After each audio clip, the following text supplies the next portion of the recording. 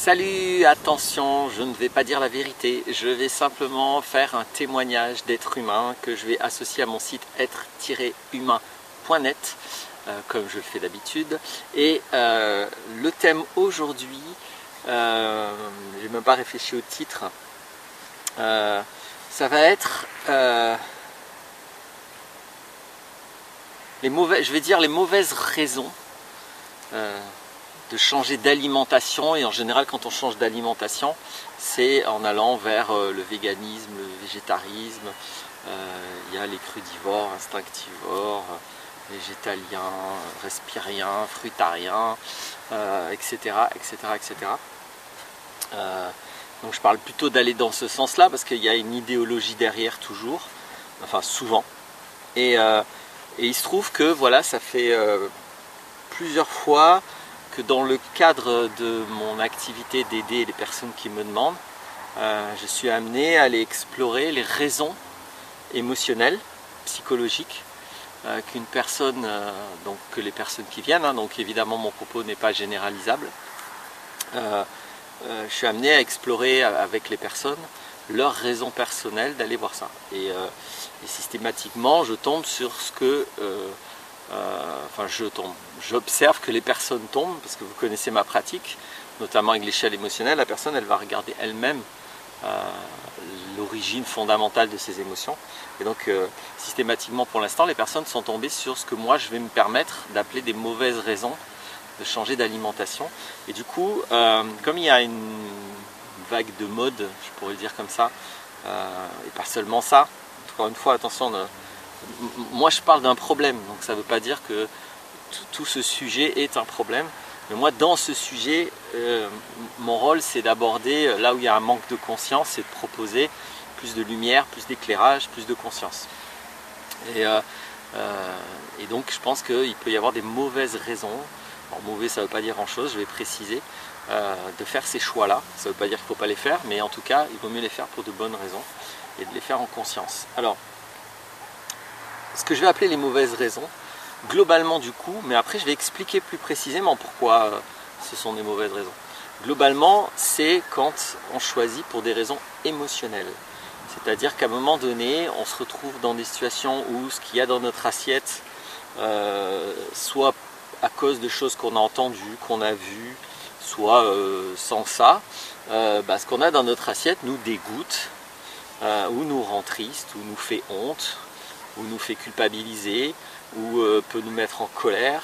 Alors pas forcément ce qu'il y a dans l'assiette, mais si je me souviens ce qui est arrivé aux animaux, par exemple, avant qu'ils finissent dans mon assiette, ça peut me mettre en colère. Alors on pourrait dire que c'est légitime, en fait la colère en soi, ça parle de soi, mais c'est vrai que c'est légitime de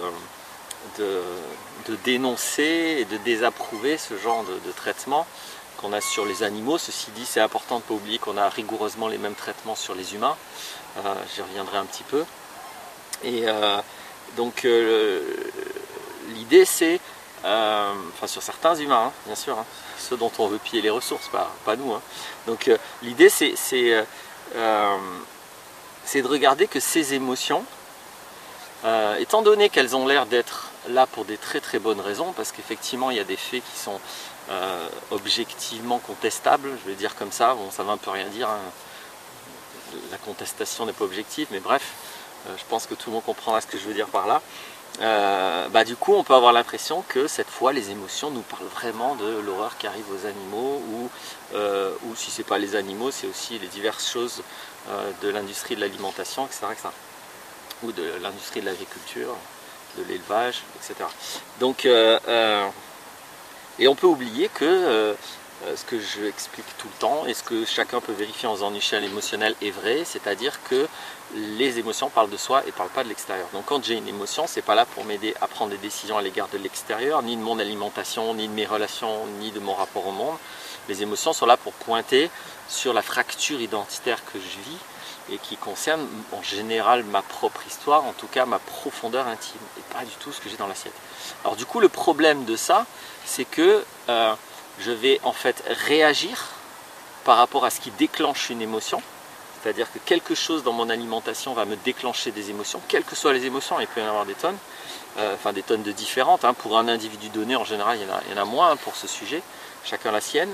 Et je vais réagir à cette émotion, je vais chercher à m'occuper du déclencheur de l'émotion, c'est-à-dire ce qu'il y a dans mon assiette. Donc je vais changer ce qu'il y a dans mon assiette.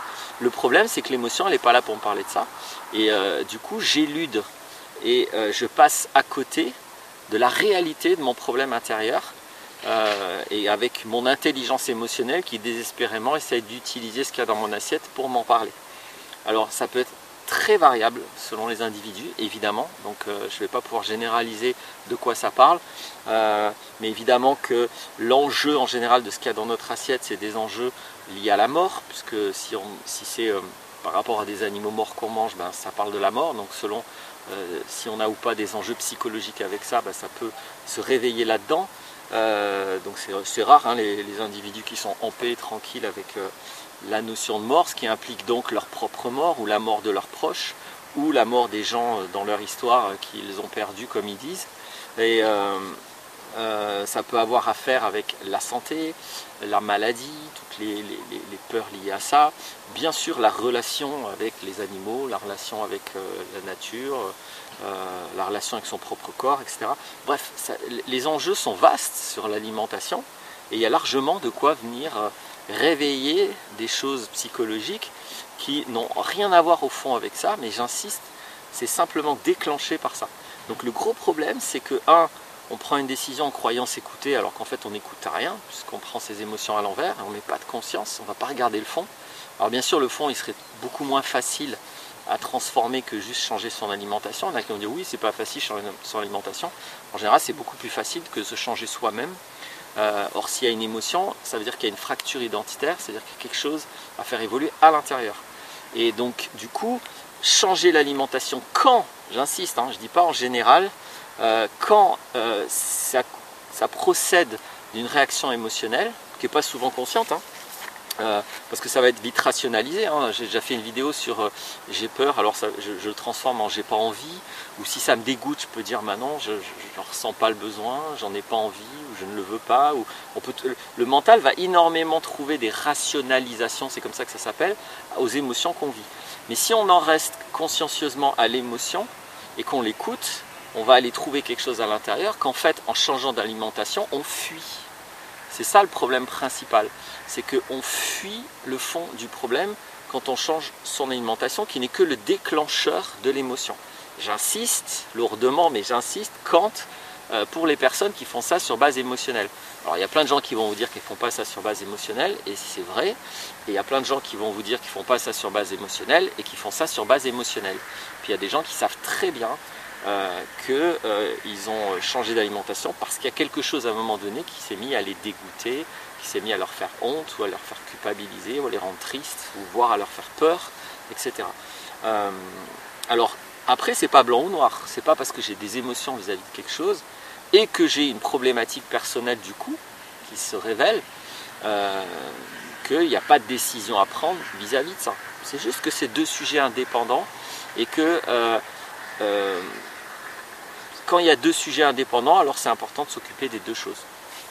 Comme toujours, là où on peut, je vais le dire plutôt autrement, là où se manifestent les déformations émotionnelles et les rationalisations, c'est qu'on va produire des raisons qui sont totalement insensées, qui sont illogiques pour faire les choses. Par exemple, on va se dire oui, il y a un problème avec les animaux qu'on élève et tout, donc il ne faut plus manger d'animaux, et comme ça le problème est réglé. Sauf que, bah non. Le problème n'est pas réglé. Imaginons que demain, plus personne ne mange d'animaux, tout le monde est vegan. On fait quoi des animaux d'élevage? C'est les véganes qui vont s'en occuper. On fait quoi de ces animaux? On les tue, on les laisse se génocider. Donc pour régler le problème des animaux qui souffrent, on génocide les espèces qu'on mange. Et puis ça concerne uniquement les espèces d'élevage, ce qui est ridiculement petit dans toutes les espèces animales, alors que en construisant des villes, en utilisant de l'informatique, en utilisant des téléphones, en utilisant des voitures, du gasoil, en construisant des routes, en consommant du plastique, en consommant du pétrole, en puisant dans les minerais, on détruit gigantesquement plus d'animaux qu'on n'en mangera jamais. les animaux qui sont en train de disparaître, ce n'est pas des animaux qu'on mange. C'est des animaux que notre mode de vie, qu'on soit vegan ou pas, est en train de tuer. C'est notre mode de vie le problème, c'est pas ce qu'il y a dans notre assiette. S'il devait y avoir une raison de tuer des animaux, s'il y en a une seule qui est valable, bah, c'est pour se nourrir, celle-ci elle est valable. Par contre, pour notre luxe, pour nos transports, ça il faut voir si c'est vraiment valable. Est-ce que vraiment on considère que notre mode de vie nécessite qu'on tue l'environnement de vie des animaux? La logique pour moi, c'est pas tant les animaux qui meurent, c'est surtout les animaux qui ne naîtront jamais, les espèces qui disparaissent. C'est surtout ça le crime horrible à l'égard des autres espèces que la nôtre. Après, des fois, on parle de spécisme. Bah, pour être très honnête, il n'y a pas de spécisme. On traite les animaux exactement comme on traite les êtres humains. Quand j'utilise du gasoil, indirectement, je participe à tuer des êtres humains, à détruire des pays entiers que nous pillons pour avoir le pétrole. Donc bon, je sais pas. Donc, si ça me dérange pas, alors mon but, c'est pas de faire culpabiliser. Mon but, c'est de voir de la lumière. Donc, c'est juste pour dire qu'il n'y a pas besoin de mettre beaucoup de conscience pour se rendre compte que les raisonnements sont totalement incohérent. Donc ça ressemble bien à des raisonnements émotionnels. Vous savez, c'est des réactions, hein, des fois. Je prends un autre domaine pour que vous compreniez bien. Je ne sais pas, à un moment donné, j'ai fait un truc, bon, je ne suis pas très fier, j'avais un peu peur, donc j'ai menti par exemple, et puis je suis pris en flagrant délit de mensonge. Il y a certaines personnes qui vont tout de suite rationaliser en disant mais non, mais ça va, c'est pas un mensonge, c'était juste pour rigoler, ça va, je voulais voir un peu comment tu réagissais, etc. Non, non, pas du tout. On avait peur qu'on nous voit dans quelque chose, alors on a menti. Mais voilà, on invente une rationalisation, on invente n'importe quoi, parce qu'on ne veut pas aller au fond de ce qui a produit le mensonge et de ce qui produit la peur. On ne veut pas honnêtement dire, ouais d'accord, c'est vrai, là c'est vrai, j'ai menti, parce qu'en fait j'avais peur, et j'ai peur, je ne sais même pas pourquoi vous faites, allez, comment je fais à savoir? Ah, ici je faisais une échelle émotionnelle. Donc là je peux aller voir le fond de ma peur, etc. Donc c'est les mêmes mécanismes. C'est-à-dire que, donc là on invente n'importe quoi par rapport au comportement qu'on vient d'avoir, qui est égotique. Là le mécanisme il est pareil, sauf que c'est d'autant plus difficile de voir la rationalisation qu'il y a l'air d'avoir une très noble pensée derrière. Mais c'est pareil, c'est-à-dire que soi-disant je fais ça pour régler un problème de société, or ce que je fais, si je suis un minimum honnête, règle rigoureusement à rien. Mais vraiment, c'est vraiment repeindre les murs de la prison ou pisser dans un violon comme on dit. C'est bien sûr que ça va avoir un minimum d'impact, mais super minimum quoi. C'est-à-dire que c'est vraiment pas ça le plus gros problème. Et surtout, on en fait quoi des animaux qu'on mange pas du coup? Parce qu'il faudrait régler le problème. Je veux dire, on fait quoi? On les libère où? Moi ça fait des années et des années, j'ai moi-même été végétarien social. Végétarien social pour moi ça veut dire que quand j'allais manger chez des gens, quand j'allais dans des restos, bah, je mangeais ce qu'il y avait. Je ne venais pas avec ma religion et je ne l'imposais pas aux autres. Mais pour moi-même, j'ai été végétarien pendant 2-3 ans, je ne sais même plus, voilà, je ne cherchais pas à faire un exploit, donc je n'ai pas compté les jours. Mais c'est cet ordre d'idée. Et zut, je ne sais plus pourquoi je disais que... Oui, enfin, je ne sais plus pourquoi j'en ai parlé, mais c'est juste au moins pour dire que voilà, c'est quelque chose que j'ai expérimenté. Non, mais j'ai un peu perdu mon fil, il y avait sûrement une raison que j'en vienne à dire ça. Enfin bref, peu importe, du coup j'ai loupé, bah tant pis, hein, peut-être sur la vidéo vous me direz, ou je regarderai la vidéo, je me ferai un commentaire si c'est quelque chose d'important, mais si j'ai oublié ça ne doit pas être si important. En tout cas l'idée pour moi c'est de dire que c'est évident qu'il n'y a pas de vraie solution à ça. Il y a au problème donc qu'on essaye de régler en mangeant. Donc ça c'est le premier indice qu'on est vraiment là dans quelque chose qui est de la rationalisation, où on invente des idées, on ne dit pas vraiment ce qui se passe en nous. Et puis moi toujours pareil, hein, j'invite à faire des échelles émotionnelles, si vous avez des émotions, pour aller voir. Le peu de fois où j'ai fait ça, ça ne représente pas des tonnes de fois, c'est un mouvement relativement récent, surtout les gens qui en viennent à se remettre en cause, c'est assez récent. Mais à chaque fois que j'ai fait ça, je suis toujours tombé sur des choses très intéressantes pour la personne qui se rend compte que alors je ne vais pas en parler, ça c'est chacun son truc de toute façon, donc ça ne servira pas à grand chose, mais l'idée c'est de faire une échelle émotionnelle, vous trouverez plein de vidéos pour ça. Les personnes elles arrivent à trouver que la réalité de ce qui se passe en elles quand elles avaient ça dans leur assiette n'a rien à voir avec l'idée des animaux ou quoi que ce soit, mais il parle de quelque chose en général qui leur ramène à leur propre enfance. Et là-dedans, l'enjeu de ce qu'on mange, des animaux, de la nature, etc., est un enjeu qui n'est qu'un symbole, qui vient leur parler profondément d'elle-même. Et c'est très important de plutôt aller dépasser ça à l'intérieur. Avant de changer le monde, on se change soi. Voilà ce que je voulais simplement dire. Comme d'habitude, hein, si ça vous apporte, ça vous apporte. Si ça vous apporte pas, si vous pensez que vous n'êtes pas concerné, bah, alors c'est génial, vous n'êtes pas concerné, donc c'est très bien. Et sinon, j'espère que ça aidera certaines personnes. Dans tous les cas, le réel est plus fort que toi. Quand vous avez des émotions, si vous les fuyez, si vous passez à côté, ça ressortira d'une manière ou d'une autre. Voilà, merci. Et oui, puis autre chose, du réel est plus fort que toi, c'est que quand vous mettez en place des solutions qui n'en sont pas, bah, ça ne règle rien du tout. Le réel est plus fort que toi, ce n'est pas les belles idées qui font qu'on sauvera le monde, ce sera les idées réalistes.